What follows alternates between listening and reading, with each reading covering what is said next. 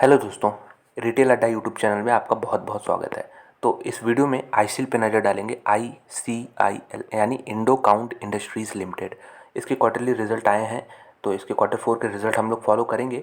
लेकिन चार्ट पे देखते हैं एक्शन क्या चल रहा है। तो चार्ट पे तो बहुत ही यहाँ पे निराशाजनक प्रदर्शन है। लगातार डाउन ट्रेंड में कंपनी है और अभी भी एक ऐसा लग रहा है कि बेस फॉर्मेशन की कोशिश हो रही है। हालांकि बहुत ही शॉर्ट टर्म हो गया, लेकिन देखते हैं रिजल्ट के बाद कल इसमें मार्केट मंडे को किस प्रकार से रिएक्शन देता है। तो चार्ट पे ही सपोर्ट लेवल देखते हैं कुछ। तो अगर इसको हम थोड़ा जूम आउट किया जाए तो यहाँ पे 5 साल का चार्ट लगाते हैं। तो 5 साल में आपको ये तो क्लियर होगा कि यहाँ पे स्टॉक में मूवमेंट तो आ गया है। ये राउंडिंग बॉटम पैटर्न बना के उसके बाद मूवमेंट आया, लेकिन अब फिर से सारे गेंस इसने पेरिश कर दिए हैं।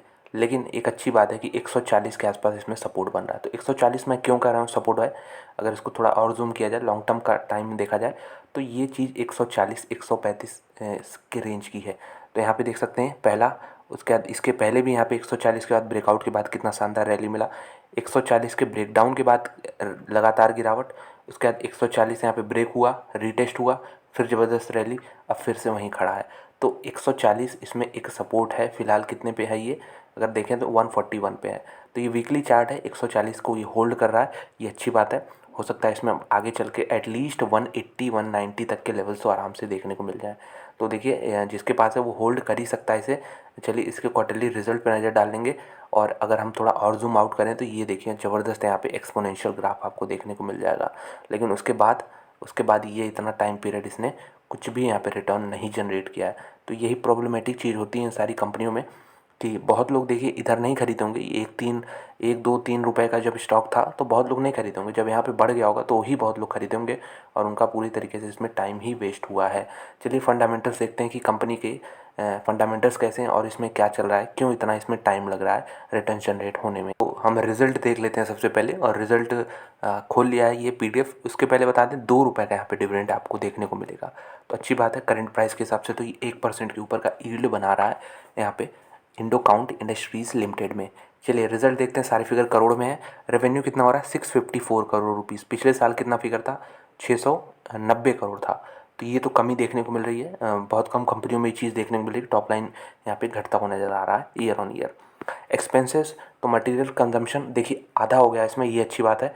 बहुत ही पिछले साल ज़्यादा था। इन्वेंट्री गेंस कुछ मिले नहीं है और टोटल एक्सपेंसेस 577 करोड़ हैं, जो कि पिछले साल से कम है। कंपनी ने अच्छे से मैनेज किया अपने एक्सपेंसेस को। और जो यहाँ पे प्रॉफिट बिफोर एक्सेप्शन आइटम बन रहा है वो 113 करोड़ बन रहा है। तो अच्छी कंपनी की देखिए एक निशानी होती है कि अगर सेल्स नहीं बढ़ा पा रही तो एक्सपेंस को घटा के अपना प्रॉफिट को मेंटेन करती है। तो 113 करोड़ है, पिछले साल फिगर 85 करोड़ रुपीज़ था, जो कि मेरे ख्याल से एक अच्छा जंप यहाँ देखने को मिल रहा है। क्वार्टर ऑन क्वार्टर की बात करें तो यहाँ पे 121 करोड़ का फिगर था, जिससे 8 करोड़ के यहाँ पे कम फिगर देखने को मिल रहा है। और प्रॉफिट बिफोर टैक्स कितना हो गया, तो वही सेम फिगर है। बीच Q3 में यहाँ पे 20-21 करोड़ का एक्सेप्शनल आइटम था, इसकी वजह से फिगर और भी नीचे आ गया, जो कि अच्छी बात है इस क्वार्टर के कंपैरिजन में। नेट प्रॉफिट कितना हो रहा है, नेट प्रॉफिट 85 करोड़ रुपीज़, पिछले क्वार्टर में 71, पिछले साल 58। तो रिज़ल्ट ज़बरदस्त है, इसमें कुछ कहा नहीं जा सकता। और यहाँ पे EPS देख सकते हैं 4.31 आ चुका है। पिछले क्वार्टर में 3.6 था, पिछले साल 2.93 था। इंक्रीजिंग ट्रेंड में है, लेकिन अब देखते हैं मार्केट इसको कम वैल्यूएशन ही देता है हमेशा। हालांकि इतनी भी कम वैल्यूएशन पे कंपनी नहीं ट्रेड करती इस सेक्टर की। तो देखते हैं किस प्रकार से कल इसमें मूवमेंट आता है मंडे को। कंपनी के कैश फ्लो स्टेटमेंट पर नज़र डाल लेते हैं। तो cash generated from operation is still negative. यहाँ पे ये फिगर देखिए 345 करोड़ का नेगेटिव फिगर है। तो ये प्रॉब्लमेटिक चीज़ हो सकती है लॉन्ग टर्म के लिए, क्योंकि कंपनी अपना कैश जो है जनरेट नहीं कर पा रही है, अपने प्रॉफिट्स को कैश में कन्वर्ट नहीं कर पा रही है। यहाँ पे पिछले साल फिगर कितना था, मात्र 20 करोड़ का नेगेटिव फिगर था। तो ये बढ़ता हुआ नज़र आ रहा है और इसका प्राइमरी कारण ढूंढेंगे आप तो यहाँ पे आपको दिख जाएगा इन्वेंट्रीज़ वगैरह यहाँ पे इंक्रीज़ करते हुए और कुछ एसेट्स जो हैं बढ़ते हुए नज़र आ रहे हैं। इसकी वजह से ये फिगर जो है कम होते हुए दिख रहा है।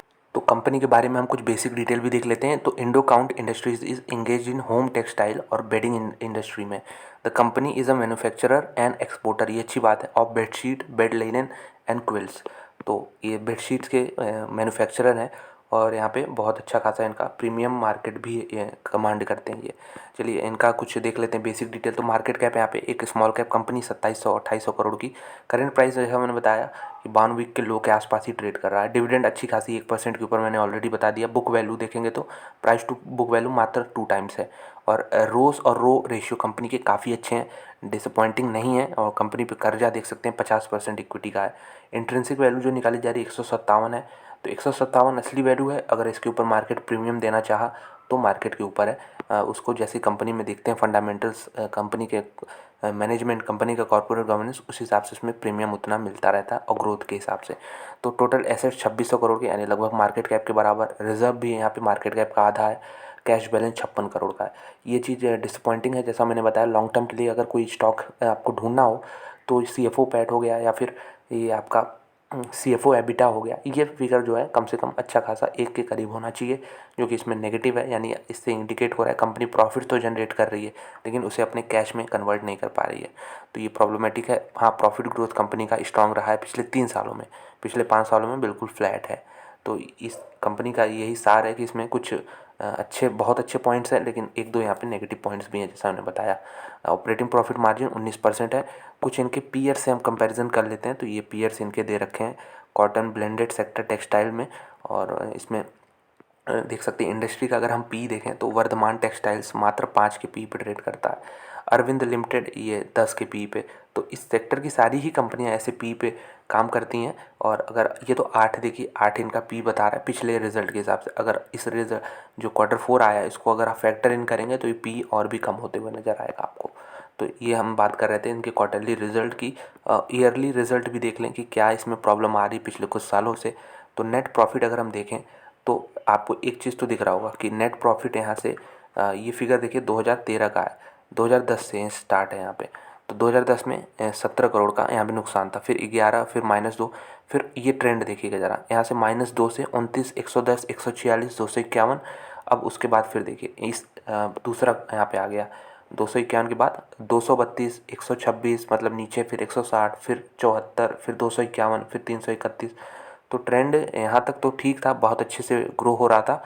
लेकिन यहाँ पे प्रॉफिट जो है कहीं ना कहीं पिछले 5-6 सालों में फ्लैट ही आपको नज़र देखने को मिलेंगे। लेकिन हाँ, पिछले 1 साल में कंपनी ने अच्छा परफॉर्मेंस कर रखा है।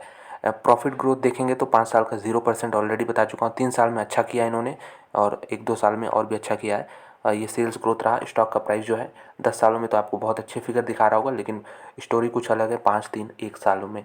यही बात कर रहे थे। यहाँ पे कंपनी के शेयर होल्डिंग पैटर्न की बात कर लेते हैं और जो उसके पहले आ जाते हैं कंपनी कितना अपने ऑपरेशन से कैश जनरेट कर रही है। तो देखिए जब अच्छा फेज था कंपनी का, जो मैंने चार्ट पे दिखाया, जो इस तरह मूवमेंट था, वो कौन सा मूवमेंट था? जब कंपनी जो है अपने ऑपरेशन से कैश जनरेट कर रही थी। कितना? 1 करोड़, 16 करोड़, 45, 19, 34, 236, 153। उसके बाद कहीं ना कहीं स्टैग्नेंट हो गया ये फिगर। यहाँ पे देखिएगा 216 के बाद देखिए 42, 215, 140, फिर पिछले साल ये -16 था। अगर हम बात करें यहाँ पे कंपनी के इफ़िशियंसी की, तो इफ़िशियंसी में भी बढ़ोतरी देखने को मिली। जो पहले ये आप यहाँ तक फिगर देखिए, कैश कन्वर्जन साइकिल कितना है? 10, 61, 52, मतलब 100 के नीचे, 100 दिनों के नीचे। अब ये फिगर जो देखिए 200 दिनों के ऊपर पहुँच गया। तो इससे डिले होता है, कंपनी के इफ़िशियंसी पे असर पड़ता है।